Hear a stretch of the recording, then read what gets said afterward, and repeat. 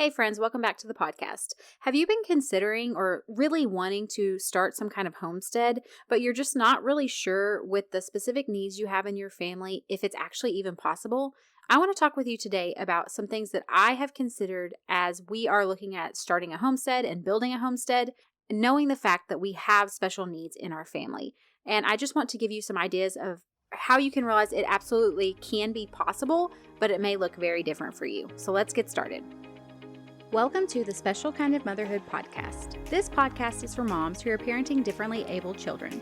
Maybe you desire to switch to a more natural lifestyle to improve your family's health, but you have no idea where to start. You're longing for more routines and time, but every time you try to implement those tips that you've spent hours researching, you realize that they don't work for your family dynamics. Hi, I'm Ashley. In this podcast, we will focus on implementing routines, switching to a more natural lifestyle, and uprooting those old mindsets that are keeping you stuck, so that you can plant yourself firmly in the truth that Jesus offers you. Our focus will be on creating small, customizable changes that will build upon one another over time to create real impact in your life.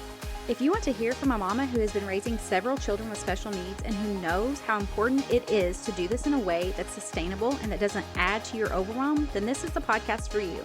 Pop in those earbuds, reheat that coffee for the third time, and let's go. Hey friends, I hope you're doing well. If you are a fellow special needs mama who is looking to switch to a more holistic lifestyle and also or possibly look at starting some kind of homesteading or growing your own garden, I would love to hear from you. I am currently doing some market research calls. This will be no sales or anything like that. I just want 15 to 20 minutes of your time so that I can get to know you better and how I can best serve you. As a thank you as well, I will give you a $10 gift card just to thank you for your time. And I just want to say spots are limited, so if you are interested, please reach out to me as soon as possible. I am going to leave the link to my email address and the links to my social media accounts below in the show notes. So if you are interested in doing one of these market research calls just to help me out, I would so appreciate it, and I would love to have you contact me. I hope you guys enjoy this podcast episode. So maybe you are to this point where you really do understand that having a homestead, essentially, whatever that may look like for you, is a goal that you have for your family. There can be so many different reasons why. It could be just for the fact of having a good quality food that you are in control of. It can also be for learning experiences. There are just a lot of benefits to homesteading. And what might be holding you back is this idea of having special needs and then also trying to maintain a homestead. And that can feel very overwhelming, especially if you're already feeling very overwhelmed and feeling like your plate is very full with taking care of your kids, going to and from therapies, all of these different things. The idea of trying to add on caring for animals, caring for a garden, all of those things, it can be very overwhelming and it can feel like it's impossible to do. And this is where I want to just really encourage you to make sure that you are looking at this and really personalizing what your goal is for a homestead based off of your specific family.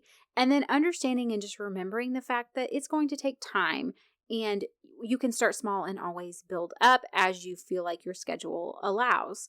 But another great thing that I love about this is the fact that we can, if possible, depending on what different challenges our children have, we can often incorporate and just bring them along with us for this journey. And it's a great learning experience for them as well.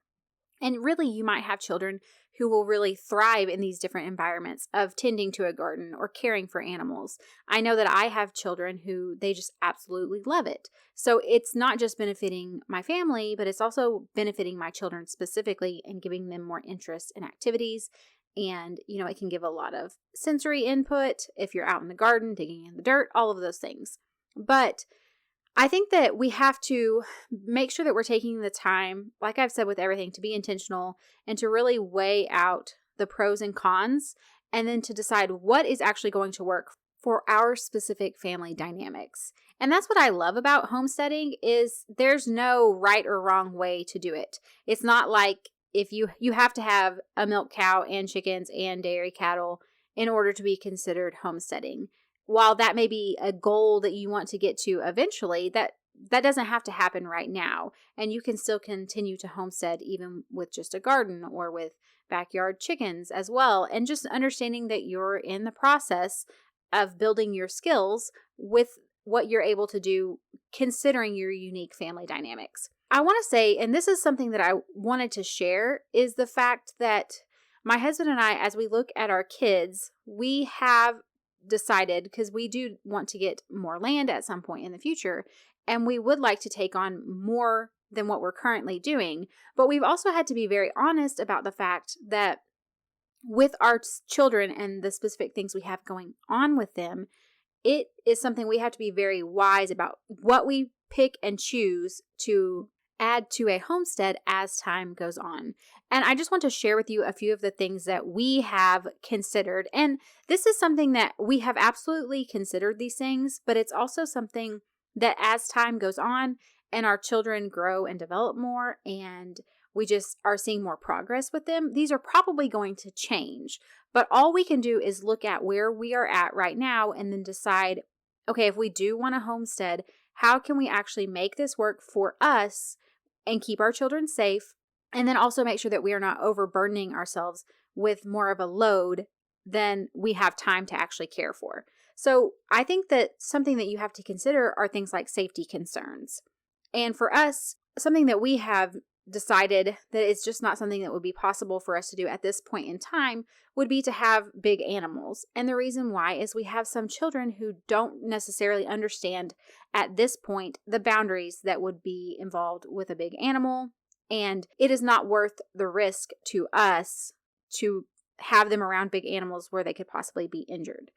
And I think that that is absolutely wise. We are being wise parents and making sure that we're making a good choice for our family. And it also does not disqualify us from homesteading because we're doing what works best for our family. And then we can always source meat from somewhere locally and still keep our family safe, but still have this homesteading experience. So I think you really do have to consider any kind of safety concerns that you might have. Another thing would be if chemicals, any kind of chemical exposure. This, I think, really applies definitely to gardening. If you are going to be using any kind of chemicals in your garden and you have children who do not understand the boundaries of not getting into products, and if they are definitely like a oral sensory seeker and they tend to put things in their mouth, you have to consider those things. I will say that's why one of the reasons, which I am going to do a separate podcast episode on this in the near future, but it is one of the reasons why we choose to do organic practices for gardening is because I'm not exposing my children to any kind of harmful chemical. So you have to weigh the safety concerns, and then you also have to figure out if there's a way to still do it and keep everyone safe. So obviously, in the example of like large animals, if we could possibly have enough land that we had large animals that were far enough away from our house that our children would not interact with them, that might be a workaround. But again, it's just figuring out what you are actually comfortable with, looking at your children and their specific needs. And you know your child. You know if they are not going to understand that they can't come up behind a cow or they can't get into that bag of fertilizer that's actually chemicals. And so it's just knowing your child and being very realistic about that, and then not feeling any guilt or feeling like you're not actually a homesteader if you don't do those things, because what you're doing is making the best choice for your family, and I think that's extremely honorable. The other thing that we consider is the amount of time that something is going to take in order to care for it. So garden, animals, all of those types of things, if you're going to have a milk cow, then that is going to require quite a bit of time. You're going to have to be milking them at least once or twice a day. And then you're also going to have to figure out how to process any extra milk that you have if you're going to sell it, if you're going to make cheese out of it, if you're going to make butter, if you're just going to try to consume it. You have to have all of a plan for that, but then also understanding how much time is it actually going to take me to do this? So how much time does it actually take me to tend to my garden every day? And some of this stuff you're not necessarily going to know specifics until you get into it. And that's why I encourage you to start small and then work your way up instead of trying to take on a bunch at once, because you can start small, develop those skills, and then add to that as your schedule allows. But I think as we are looking at homesteading as a special needs family, we have to consider the fact that oftentimes we do not get to stick to a normal schedule. So there may be a day where I really don't get to do anything that I had planned because I have a child who is really struggling, and all of my attention and my focus is being devoted to that.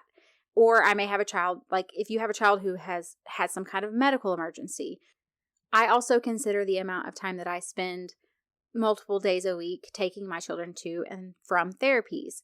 And so there are just a lot of times we cannot stick to a normal schedule. We often struggle, at least in my house. We stick to a general routine, but with a lot of flexibility and understanding that if a child is having a hard time, a lot of times plans are going to go out the window. And so I think that we do have to take that into consideration as we are setting up goals for ourselves and what we are going to consider a homestead, and be honest about the fact that we may have to start smaller than what we hoped for, and we may have to wait to take on some of the different tasks and animals that we would like to be tending to. And it's just because we understand that there are days and there are even weeks where tending to our children and helping them with whatever is going on with them can be very, very time consuming. And so we may have to go at a slower pace than those around us or than what we would desire. But that doesn't mean that we can't homestead. That doesn't mean that we can't slowly work away at it. Like I said, taking your time, slowing down, building skills. I love, even before we had animals or gardens, well, actually we had a small garden, but I started working on skills like canning. I make my own soap. I make our beauty products. These are things that I can do that are really helping to improve the quality of products that we have in our home. And it is allowing me to develop skills, but it wasn't requiring me to go out and to take care of an animal that was dependent on me to survive. I could obviously make soap whenever I was able to. I could get stuff, like buy stuff in bulk from a farmer's market and then practice canning that. Or honestly, buy beans, dried beans from the grocery store and practice canning those. These were just skills that I could start to really hone in on and develop that worked well with me still being able to be flexible. And so I just want to encourage you that even if you're not doing the big things that seem like that's what makes it true homesteading, if you are building skills and you are learning how to offer your family good quality products and foods in the way that you're able to in that moment, I think that that's something to be very proud of. And I think it's a great goal to work towards. So I just want to encourage you to, if this is something that you desire to do, to sit down and to look at, okay, what safety concerns do we have? What time concerns do we have? What is actually feasible for us to do right now? And what are the skills that I want to begin to develop wherever I'm at? What is it? Jess at Roots and Refuge. I love her channel. She talks about the fact of turning your waiting room into a classroom. And I didn't really realize it, but that is absolutely what I have done, is just learning along the way where I could, when I could. And I want to encourage you to do that as well. And I think that really what it comes down to is that homesteading is what we make it. We get to decide what it is for us. No one else gets to decide what is success for us in our homesteading journey. We get to make that very specific and unique to our family, to our needs. I do think being wise and being honest about your family dynamics and what concerns you might have, what time concerns, safety concerns, all of that, being honest about that, sitting down, having a conversation with your spouse, and getting on the same page of making a goal and a dream together that you really want to work towards, and then finding the small things that you can do to actually accomplish that goal. And just remember, it's absolutely a process of growth over time. Most people don't start and just have everything that they want as far as their goals for homesteading. They develop one skill and then they move on from there. Then they might get an animal and then they develop that skill of caring for it, and then they move on from there. And I think we have to remember that as special needs families, we have to be flexible. We have to understand, and I know you do. You live this every single day. You understand that you do devote a large amount of time to your children, to making sure that their needs are met, to making sure you're offering them any resources that can help them, and that's okay.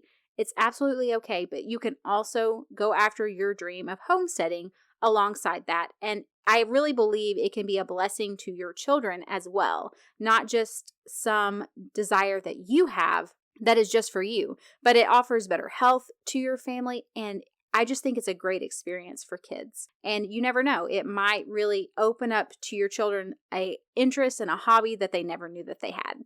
So I hope that this has helped you. I hope it has encouraged you just to decide what it is that is going to work best for you and to pursue that with confidence and with just knowing that homesteading can look like whatever you want it to look like.